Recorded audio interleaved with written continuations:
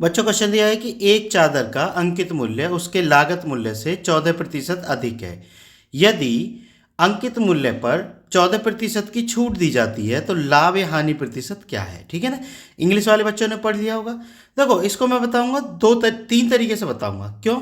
सबसे पहले बताऊंगा मैं आपको जो सबसे छोटे तरीके से हो सकता है एग्जाम में जैसे आपको करना है उस तरीके से, फिर एक शॉर्ट ट्रिक से, फिर बेसिक से। ठीक है, तो सबसे पहले आता है एग्जाम में कैसे। देखो कोई चीज अगर बढ़ रही है और घट रही है, भाई अंकित मूल्य लाने के लिए हमने पहले क्रिय मूल्य में बढ़ाया, लागत मूल्य में, फिर घटाया क्योंकि छूट एक तरीके से घटा ही रहे हम। ठीक है ना, जो मूल्य हुआ, तो इसमें हमेशा हानि होगी अगर एक जैसा प्रतिशत है। देखो ये भी 14 है और ये भी 14 है, तो 14 माइनस 14, भाई पहले बढ़ाया फिर घटाया, माइनस यहाँ आएगा 14 गुना 14 बटे 100। ठीक है बच्चों, तो 14 से 14 कट गया, ये कितना आ गया। अगर माइनस है तो मतलब हानि हो रही है, अगर प्लस होता तो क्या था, आपका लाभ होता। तो ये मैंने ऐसे कैसे लिखा है भाई, ये क्योंकि -14 है। अब -14 में यहाँ प्लस रहता है वैसे तो, लेकिन माइनस प्लस माइनस हो जाएगा। ठीक है, ये कितना होगा 196/100 बराबर कितना होगा 1.96, और ये भी माइनस हो मतलब 1.96 की हानि। तो एग्जाम में तो आपको ऐसे करना है। ठीक है बच्चों, अब दूसरा तरीका ये है कि मान लो कोई चीज़ 100 रुपये की है, अब उसने आपने उसको कितना बढ़ा दिया, 14% बढ़ा दिया, तो कितना कर दिया उसको 114 कर दिया। या चलो मैं हल करके बता देता हूँ, मान लो आप बढ़ा रहे हैं उसको 14% बटे 100। ठीक है, तो 100 से 100 कट गया, बराबर कितना आ गया 114। मतलब अब वो वस्तु कितने रुपए की होगी, 114 की होगी। ठीक है बच्चों, तो अब आपको बताना है कि भाई लाभ प्रतिशत है हानि है।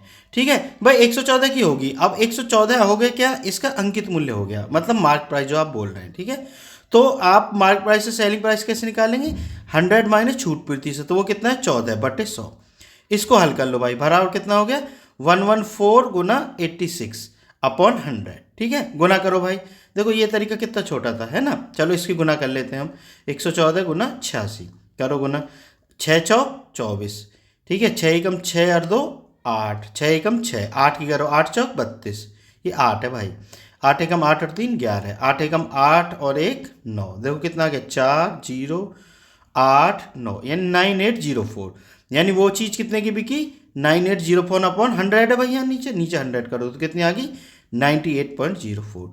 भाई उसने 100 रुपये की तो ली थी और 98.04 की क्या कर दिया उसने, बेच दिया, तो हानि कितनी हुई, हानि बराबर हुई कितनी 100 माइनस, भाई हानि क्या होगी भाई, जो आपने जो क्रिया मूल्य माना है वो है ना 100 माना था, उसमें जितने की बेची मतलब सेलिंग प्राइस। ठीक है, 100 माइनस ये कर दो आप 98.04।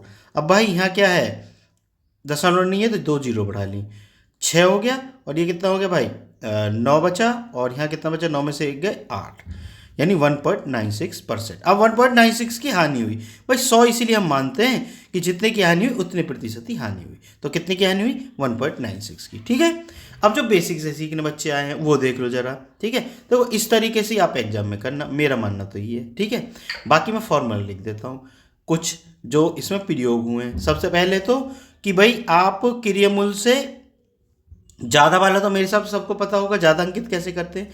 कोई चीज़ जितने की होती है, जितने प्रतिशत ज़्यादा बोला है उससे 100 में जोड़ के बटे 100 कर देते हैं, तो ये आ जाता है ज़्यादा। ठीक है, समझ गए ना।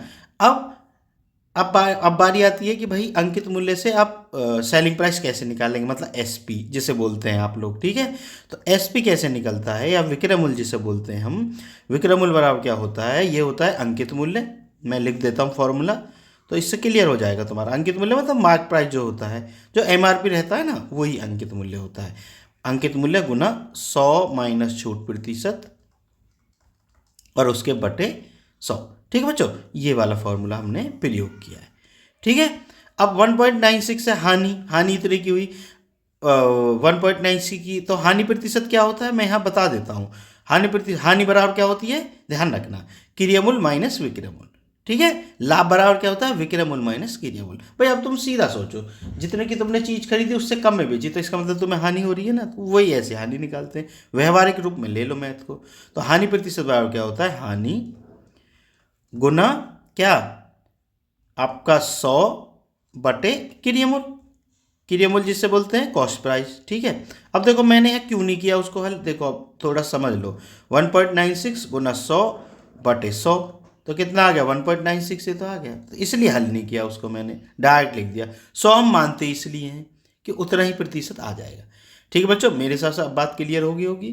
अगर वीडियो पसंद आई हो तो चैनल को सब्सक्राइब जरूर कर लेना। मिलते हैं फिर नेक्स्ट वीडियो में।